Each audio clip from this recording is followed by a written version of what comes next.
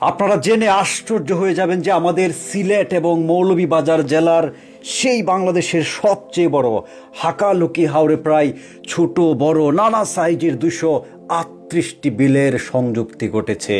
এই হাওরটা এতটা বিশাল যে প্রায় 181 থেকে 184 বর্গ কিলোমিটারের মূল আয়তন। মজার তথ্য হলো যে শুষ্ক মৌসুমে পানিতে ঢাকা বিলের এলাকা থাকে প্রায় 4400 থেকে 4600 হেক্টর। কিন্তু সবচেয়ে ভয়ঙ্কর এবং আশ্চর্য রূপ ধারণ করে বর্ষাকালে এই হাওরের পানি ছাড়িয়ে যায় প্রায় 18,000 থেকে 18,383 হেক্টর এলাকা পর্যন্ত। এবং এই বিশাল এরিয়া তখন এই বিশাল পানির নিচে থাকে প্রায় একটানা 5 মাসের মতো।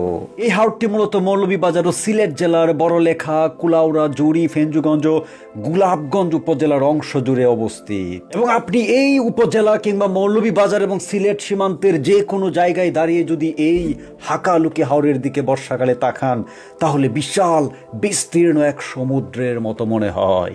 এই হাওরে এত বেশি পানি মূলত জুড়ি বা কান্তিনালা, সোনাই, বরদল, দামাই, ফানাই ওই সমস্ত স্থানীয় বাসায় এবং খুইয়াছড়া নদীর পানি এই হাওরে প্রবেশ করে এবং পরবর্তীতে এই পানি একটি প্রধান পথ দিয়ে কুশিয়ারা নদী দিয়ে বেরিয়ে যায়। মজার ব্যাপার হলো এই হাকালুকি হাওরে প্রায় 100 প্রজাতিরও বেশি দেশি মাছ নথিভুক্ত হয়েছে বাংলাদেশ সরকারের খাতায়। পরিচিত মাছের মধ্যে রুই, কাতলা, পাবদা, শিং, চেলা, কুচিয়া ও বিভিন্ন ধরনের চিংড়ি পাওয়া যায় এই হাওরে।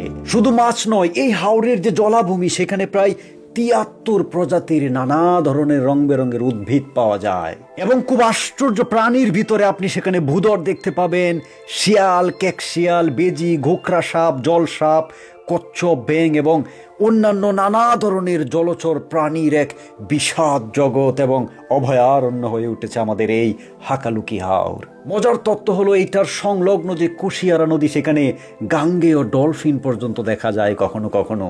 সবচেয়ে ভাগ্যের ব্যাপার হলো সিলেট সুনামগঞ্জের প্রায় 254টি গ্রাম এই হাকালুকি হাওরের আশেপাশে অবস্থিত এবং ওই সমস্ত গ্রামের প্রায় 1,90,000 মানুষ কোনো না কোনোভাবে তাদের জীবিকা প্রতিদিনকার বেঁচে থাকার জন্য এই হাকালুকি হাওরের সাথে সম্পর্কিত।